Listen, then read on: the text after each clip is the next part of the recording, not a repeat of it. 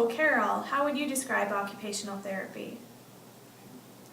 Occupational therapy is very important.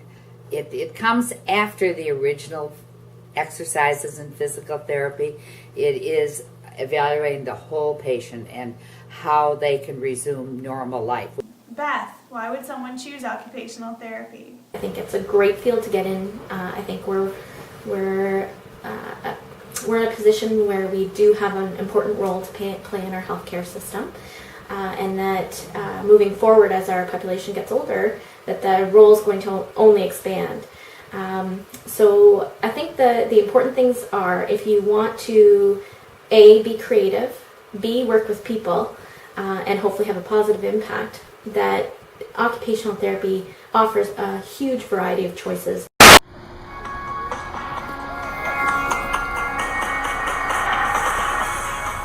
Corner of Richmond and Oxford, please.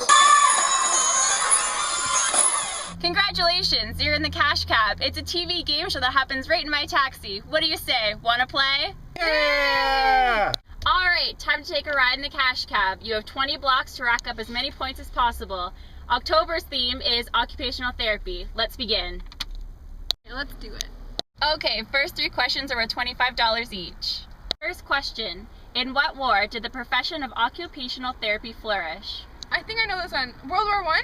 Correct! That answer got you $25 on the board. Question 2.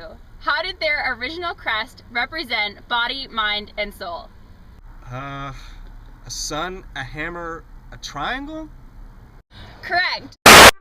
During World War I, Canada was reeling with the influx of injured and recovering soldiers. I'm concerned at the influx of soldiers with no meaningful occupations. I know what we could do. We could train a bunch of young women to reteach soldiers about occupation. Professor Herbert Halton and Mr. Norman Burnett created a 6-week course at U of T aimed to train war aides in February of 1918. The women were taught how to train the soldiers in vocational arts, including bedside occupations for bedridden soldiers, workshop occupations for those who were able to get out of bed but were unable to leave the hospital, and job training for soldiers ready to leave the hospital and join the workforce. 2 years after the introduction of these courses, the role of war aides developed and expanded. As the years progressed, the term war aide was transformed into the modern term occupational therapist as their scope of practice expanded. On this episode of Love It or List It, Occupational Therapy Edition, Hillary and David, our 2 occupational therapists, work with Eleanor, an 84-year-old woman struggling inside her home due to a recent fall. Both are working to give her the home she needs.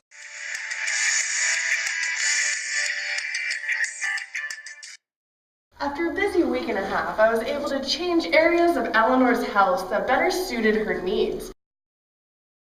Before, you were struggling with the layout of the kitchen being wheelchair friendly.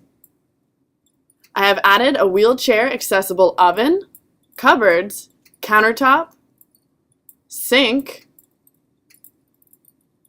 and stove to make things easier for you. I have found a great new retirement community that fits all the needs you mentioned, including close proximity to family, wheelchair accessibility, with great socializing opportunities. The best thing is that you can still maintain your independence here. Oh, Eleanor, are you going to love it? Or are you going to list it? Well, Hillary, since you listened to me and my concerns and focused on what was important in my life and enabled me to do it, I'm going to love it. Thank you.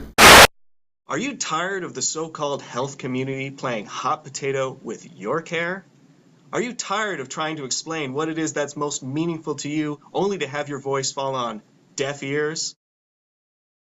At the end of the day, do you feel like literally falling to the ground and screaming? Occupational therapy has the answer to your prayers. Occupational therapists care about those things that hold meaning and value to you. It may sound too progressive to be true, but with the Canadian model of occupational performance and a collaborative, client-centered approach as the backbone of practice, an occupational therapist's primary role is to actually listen to you and hear your concerns and desires and work on the things most important to you. So if you have trouble doing this, your occupational therapist can help you do this. Or if you want to be able to do this, your occupational therapist can help you do this. You do have more power than you think. So break the vicious cycle of hot potato today and take back control of your future care. So what are you waiting for? Get up off the ground and get back to feeling hope. Act now without further delay.